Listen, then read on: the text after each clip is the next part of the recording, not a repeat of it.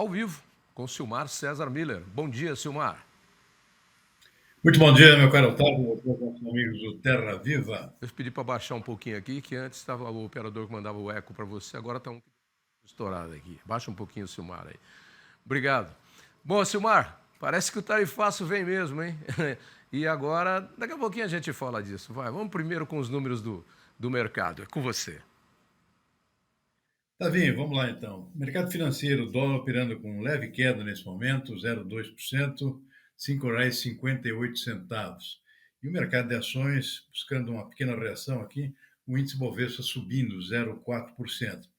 Mercado financeiro na expectativa aqui de dois fatores aí que têm um peso importante no que vai acontecer daqui para frente, na economia, nos mercados. Um é a reunião do Copom, aqui no Brasil, começa hoje, tem definição de juros amanhã. A expectativa é de manutenção da atual taxa. A redução, por enquanto, é difícil. E nos Estados Unidos, reunião também do Banco Central Americano, o Federal Reserve, com tendência lá também a manter a atual taxa de juros, apesar da pressão do presidente Donald Trump no sentido de baixá-la. Ela é alta para os padrões dos Estados Unidos, está em quase 4,5%, mas dificilmente isso vai acontecer nessa reunião do Banco Central americano, apesar de toda a pressão, inclusive a ameaça de demissão do presidente do Banco Central dos Estados Unidos. E o outro fator aqui que está pesando sobre os mercados, torna o mercado bastante indefinido, é claro, a questão do tarifaço, né? A gente vai comentar daqui a pouco o que vai acontecer a partir de sexta-feira, quando teoricamente entraria em vigor o tarifaço de 50% determinado pelo presidente americano Donald Trump contra a economia brasileira. Nos mercados de commodities, o petróleo avançou ontem, segue em alta hoje, 0,9%, $70 o barril do tipo Brent, basicamente refletindo o avanço dos acordos do presidente americano nos últimos dias, o acordo especialmente com a União Europeia. Isso trouxe um certo ânimo às tendências econômicas aqui no Ocidente, consequentemente isso leva para cima os preços do petróleo. No mercado de commodities agrícolas, soja com leve alta agora há pouco na Bolsa de Chicago, 0,1%, açúcar subindo 1,1% na Bolsa de Nova York, boi gordo no mercado futuro B3 buscando uma reaçãozinha aqui, sobe 0,2%, mas o restante das principais commodities de interesse do Brasil em queda nesse momento nas bolsas internacionais. O caso do trigo na Bolsa de Chicago cai 1,9%, o arroz também com queda, arroz em casca em Chicago, 0,6%, milho também com perda de 0,6%, algodão também cai, 0,8%, cacau é outro que perde 2,8%, suco laranja também subiu ontem, hoje perde 1,3%, e o café é sempre aquela gangorra, subiu ontem, volta a cair hoje. Café com queda agora de 3,7%, o Arábica em Nova York, Robusta em Londres, que é referência para o nosso Conilon, perda de 2,9%. O café sobe num dia, o pessoal aproveita o preço, vende, e o preço cai no dia seguinte. Tem sido uma constante ultimamente, enquanto não se define a questão do tarifaço, que vem afetando bastante o mercado de café, por conta de ser os Estados Unidos o grande consumidor e importador do café brasileiro, e no momento se torna impeditivo em termos de exportação por conta de uma tarifa de 50% sobre o preço do produto. Tavinho, é isso, por enquanto. Bom, então vamos lá, direto para o tarifaço, porque o ministro da Fazenda, Fernando Haddad, apresentou nesta segunda-feira um plano de contingência contra o tarifaço de Trump para o presidente da República, Luiz Inácio Lula da Silva. O plano de contingência tem como objetivo ajudar empresas brasileiras que possam ser impactadas pelo tarifaço dos Estados Unidos, com previsão para entrar em vigor no dia 1º de agosto, nesta sexta-feira. Segundo Haddad, o plano deve ser implementado em paralelo à tentativa de negociação com o país norte-americano. O vice-presidente brasileiro e também ministro do Desenvolvimento, Indústria e Comércio, Geraldo Alckmin, se pronunciou sobre a entrega das propostas que seguem em análise pelo presidente Lula. O plano de contingência é um plano que está sendo elaborado, bastante completo, bem feito, mas todo o empenho agora nessa semana é para a gente buscar resolver o problema. Nós não estamos permanentemente no diálogo, e quero dizer a vocês que nós estamos dialogando neste momento, pelos canais institucionais e com a reserva. Haddad disse que ainda não é possível adiantar as medidas inclusas no plano, por não se saber se o tarifaço entrará em vigor ou não.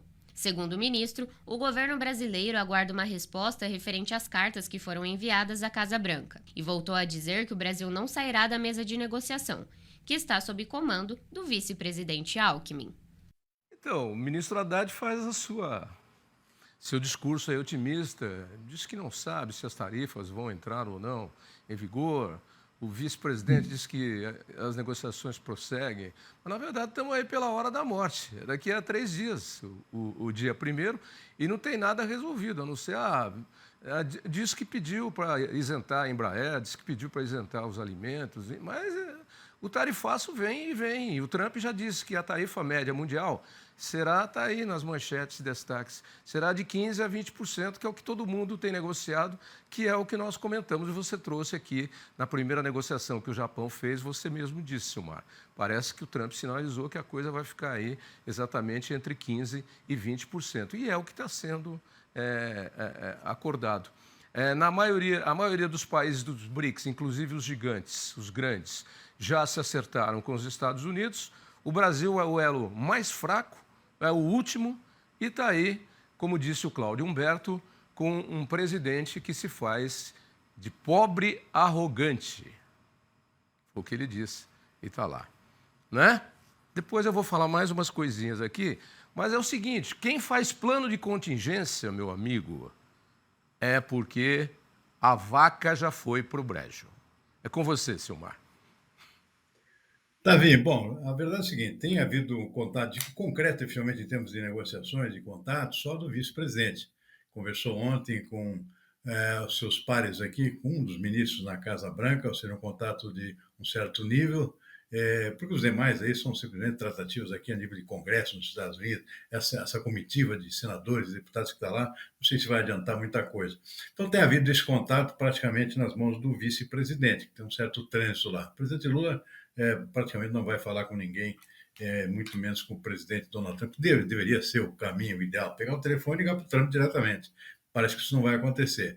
Bom, enquanto isso, se chegou ontem um consenso aqui sobre medidas alternativas, ou seja, o que pode ser feito caso entre em vigor efetivamente um tarifaço de 50%.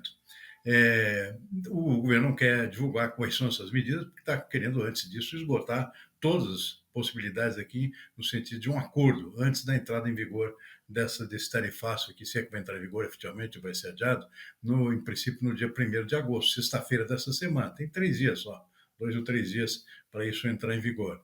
Então, está tudo pronto, o pacote lá com várias alternativas, dependendo da manutenção da tarifa, dependendo do que vai acontecer em termos de sexta-feira. Então, isso está tudo. O governo não quer divulgar quais são essas alternativas, porque é primeiro esgotar toda a possibilidade de negociação. É o que está acontecendo. Então, vamos ver. Pode acontecer muita coisa, inclusive nada, até sexta-feira. Existe essa possibilidade, aliás, é um pedido formal do governo. Se não tiver realmente alternativa, isso está dentro da estratégia adotada, pelo menos liberar alguns produtos desse tarifaço. Isso inclui alimentos, ou seja, apelar aqui para o lado da fome, da alimentação. Alimentos e até porque alguns alimentos interessam também aos consumidores americanos. É o caso do café, do suco de laranja, carne bovina, etc. Algumas frutas que estão nessa lista que pode ser atingida. Então, isso pode ser alguma exceção. E a outra, a Embraer, né? Realmente existe uma dependência muito grande no mercado americano das peças e fornecimentos aqui da Embraer, que tem frota nos Estados Unidos, basicamente só com aviões da Embraer, né? Então, essa assistência é fundamental. Pode ser que fique numa exceção. Pelo menos é o pedido do governo e pode ser que isso seja incluído numa lista de exceções, que é uma expectativa boa que se tem pela frente, caso seja inevitável esse tarifaço de 50% para o restante. Bom, o que sobra aí são outros setores aqui que podem sofrer bastante em termos, inclusive, de desemprego, porque não estão nessa lista prioritária. Isso inclui vários setores da indústria, por exemplo, que podem ser afetados, desde a indústria do aço até, por exemplo, a fábrica de armamentos. A indústria Taurus, que é aqui do Rio Grande do Sul, de São Leopoldo, fornece 80% do seu mercado para os Estados Unidos, ou seja, armas que vende para o mercado americano, que é doido por arma, né? O americano adora armas. Então, 80% das exportações da Taurus vai para os Estados Unidos. O pessoal está desesperado. é desemprego total. Uma alternativa que eles estão adotando é transferir a fábrica inteira para os Estados Unidos, ou seja, gera desemprego aqui, vai acabar gerando emprego lá para sobreviver. Uma alternativa que está sendo adotada aqui pela indústria Taurus, fabricante de armamento. Enfim, é uma salada aqui pela frente, 3 dias de muita atenção aqui para ver o que pode acontecer também. Vamos ver o que pode acontecer. Você já citou aí a questão da Taurus, a indústria madeireira também já fez demissões aí, deu férias coletivas, enfim, tá? Ontem conversei com o pessoal da Peixe BR lá sobre a questão da tilápia e dos pescados, eles estão negociando em paralelo, e a questão da Embraer é uma questão vital, né? Porque é uma questão de... Essa deve pesar, eu acredito, porque você precisa de peças de reposição. A frota doméstica dos Estados Unidos, os voos curtos, os voos regionais, são com aviões da Embraer, que ganhou sempre todas as concorrências nos Estados Unidos contra a Bombardier canadense, que não ganha uma. E a Embraer ganhou todas. Então, é uma questão de segurança, inclusive, envolvendo. Não sei, vamos ver o que vai dar. Mas o Cláudio Humberto diz mais coisas ainda.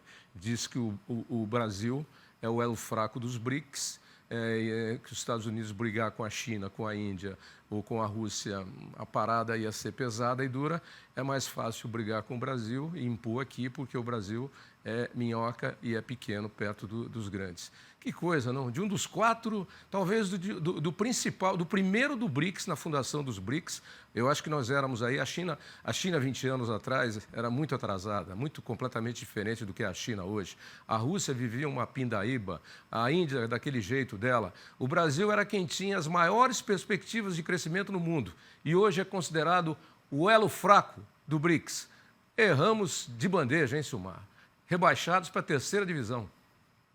Essa situação toda aqui do tarifaço, o Brasil está ficando sozinho aí, né? Porque a China está negociando, tem reunião lá em Estocolmo com dirigentes do governo americano, pode ser que surja um acordo lá, se não de tarifa definitiva, pelo menos o adiamento.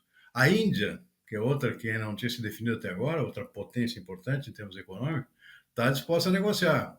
Então o Brasil não se apresentou para negociar, está sofrendo consequências também por falta de iniciativa local. Sem contar que nós temos gente jogando contra, brasileiro jogando contra, que é o caso do filho do ex-presidente, né? Eduardo Bolsonaro lá está simplesmente querendo neutralizar qualquer iniciativa lá que possa ser adotada aqui por essa comitiva, por exemplo, que está lá para visitar senadores, deputados, então, para tentar encontrar uma brecha lá para negociar. E alguém jogando contra. Aliás, você vai pagar um preço caro por isso, né? Porque quem quer ser presidente do Brasil, ser candidato a presidente jogando contra o seu próprio país, isso tem um preço, né, também. Preço, e eu digo já, vou carregar aqui nas tintas, é ridícula a posição do Eduardo Bolsonaro, é ridícula, porque não é uma questão, você não pode jogar contra o Brasil, você tem que questionar, você tem os problemas para resolver, agora você não pode ficar lá fora fazendo guerrilha contra o Brasil que está tentando, é ridícula a posição do Eduardo Bolsonaro, vai ser penalizado sim, e vai ser penalizado grosso, com chumbo grosso, e tem que ser, é antipatriota, não podemos ser isso. A gente tem uma porção de problemas, uma porção de defeitos, uma porção de coisas. Nós temos que pensar no Brasil, temos que resolver o problema, porque vai gerar desemprego aqui, vai gerar menos renda aqui, vai gerar menos receita de exportação aqui. E aí a gente sabe quais são as consequências dentro do país que já tem uma divisão de renda muito mal distribuída e tem um índice de pobreza muito grande. A gente sabe qual vai ser a consequência e onde vai estourar a corda. O senhor Eduardo Bolsonaro devia ter vergonha na cara de fazer o que está fazendo lá nos Estados Unidos. Eu falo mesmo, tem gente que põe aí pano quente, mas eu falo, está completamente ridícula e errada essa posição dele. Onde já se viu uma coisa dessa? Fica quieto, quer morar lá, vai morar lá. Fica lá, entendeu? Agora, jogar contra, demais, né, Silmar? Exatamente. Mas isso vai ter um preço, né? Um preço político não só para ele, principalmente para a família inteira. Já estão falando que é ridícula a posição dele.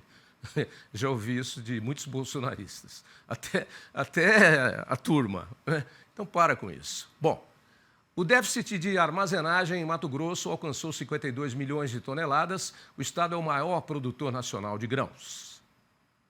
O estado estima colher na safra 24/25 104 milhões e 910 mil toneladas de grãos. Dentre este valor da produção, a capacidade de armazenagem é de 49,87%. De acordo com dados divulgados em boletim do IMEA, Instituto Mato Grossense de Economia Agropecuária. Segundo a Conab, Companhia Nacional de Abastecimento, a estrutura estática do Mato Grosso permanece em 52,32 milhões de toneladas, mesmo volume de 2024, gerando um déficit de 52,60 milhões de toneladas. O IMEA nomeou o cenário como descompasso e diz que a situação reflete a ausência de investimentos e incentivos para o setor, agravado pelo alto custo de implantação de armazéns, o que dificulta ainda mais o acesso a produtores de pequeno porte, que correspondem a uma grande parcela dos agricultores do estado. O Instituto ainda apontou que, como consequência, muitos sojicultores têm sido forçados a escoar parte da produção de forma antecipada, comprometendo o poder de negociação e impedindo a comercialização no momento mais favorável do mercado. Bom, o buraco aí, o gap aí, Silmar, é a armazenagem, que não existe, né? Já não existia antes e agora continua não existindo. É mais ou menos assim. A produção brasileira de grãos é um carro de Fórmula 1 de última geração, que anda a 300 por hora. A construção de silos e armazéns para armazenar o que se produz no Brasil é uma locomotiva, é locomotiva, mas daquelas antigas, aquela Maria Fumaça, que anda a 30 por hora. Mais ou menos isso, Silmar. E é uma situação que se agrava a cada ano, né? Até na medida em que a produção não para de crescer, como você bem pontuou, e o ritmo de construção de armazéns está muito descompassado, a passo de tartaruga, né? Por várias razões, né?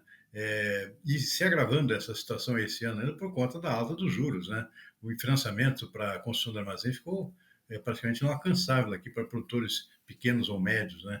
Que é onde está o principal problema, o principal gargalo em termos de armazenagem. Então, é uma situação que se agrava a cada ano. Esse ano, inclusive, atingiu o ápice aqui em termos de efeito no bolso dos produtores, né? Coincidiram duas safras grandes, soja e milho, não tem espaço para tudo, espaço é só para 50, metade só, né? Tem muita soja armazenada ainda porque a comercialização atrasou um pouco esse ano, a colheita também atrasou, então está embolando tudo e isso tem um preço no bolso do produtor. Os preços caíram muito, tinha casos aqui, deu uma melhoradinha agora recentemente, porque a comercialização agora está fluindo, mas preços abaixo do custo de produção, por exemplo, na região norte do Mato Grosso, que é uma das mais carentes em termos de armazenagem. Na região de Sorriso, por exemplo, com preço em torno de R$ 38 por saca de milho, quando o custo de produção é no mínimo 40, né? Ou seja, prejuízo na comercialização. Então, é um problema grave e, olha, não tem perspectiva aqui de correção no curto prazo, porque a tendência é de continuar do aumento da produção, tem novas áreas sendo abertas mais ao norte do Mato Grosso, possivelmente já nesta safra aqui eles vão ter um bom crescimento novo de área, em áreas degradadas de pecuária, né, de pastagem, estão sendo ocupadas agora por grãos, soja e milho. Então, haja armazém. E o financiamento realmente está inviabilizado nesse momento por conta desses juros do Brasil aqui, que são impróprios para qualquer tipo de investimento. Como o tempo aqui vai se esgotar, vamos derrubar a reportagem, vamos ficar só com a manchete aqui para você ter um tempinho para comentar, porque tem mais problema, que é o congelamento de 445 milhões de reais do orçamento da subvenção federal, que pode levar a área de lavouras seguradas ao menor nível dos últimos 7 anos. Bom, entornou mais o caldo ainda, hein, Silmar? Pois é, esse é outro problema seríssimo aqui, que é a escassez de recursos para seguro agrícola, né? E é uma necessidade cada vez maior por conta das próprias mudanças climáticas, como a gente tem visto aqui nos últimos anos, no caso do Rio Grande do Sul, particularmente, né? Com enchentes e secas aqui, quase tudo ao mesmo tempo. Então, a situação grave, o governo disse que está estudando uma nova forma de seguro agrícola, mas até agora nada de novo ainda, e certamente não vai ter nenhuma novidade aqui para a safra que está começando agora. Ou seja, não tem nenhuma uma luz aqui no fim do túnel com relação ao que vai ser a subvenção ao seguro para essa safra nova. Os produtores têm pedido aqui recursos da ordem de 4 bilhões de reais para a subvenção do seguro. O governo prometeu 1 bilhão e não tem esse dinheiro na mão ainda. Ou seja, está muito incerta a situação. Isso, claro, gera muita apreensão. E sem contar a questão do custo, né? Os juros subindo, o custo do seguro ficou mais caro também, seguradoras também por conta até do aumento dos gastos com essas mudanças climáticas, né? Muitas seguradoras tiveram perdas, né? E isso inviabilizou o próprio custo do seguro, né? Que está muito caro, então praticamente está distante do bolso da maior parte dos agricultores. É um problema seríssimo que precisa merecer uma atenção muito especial aqui e urgente, né, também. Nós comentamos só 3 coisas aqui. Tarifaço, que atinge o agronegócio. Falta de silos para armazenagem, que atinge o agronegócio. Contingenciamento de dinheiro para o seguro rural, que atinge o agronegócio. Só tenho a lamentar quanta maldade se faz para o setor da economia, que é a locomotiva veloz e puxa a economia brasileira, inclusive nas exportações. Eu acho que merecia um pouquinho mais de atenção, porque nós falamos de 3 coisas aqui. Se a gente começar a enumerar, nós vamos longe, dá o programa inteiro. Estava na hora de acordar e entender que estão jogando fora a galinha dos ovos de ouro. Muita atenção, hein? Depois não vamos reclamar, hein? Ok? Sem contar a logística de transporte também, né? Transporte rodoviário caríssimo, né? Pouco investimento no escoamento. Não, se a gente puxar, a gente pode fazer assim, elencar 3 problemas por dia. A gente vai ficar falando aqui durante 1 mês e meio de 3 problemas por dia que atrapalham a pujança do melhor setor que vem se desenvolvendo há mais de uma década no Brasil, que é o setor do agronegócio. Quanto descaso! Se fosse um casamento, a mulher já tinha ido embora. Ah, tinha. Há muito tempo. Há muito tempo. Tchau, Silmar. Até amanhã.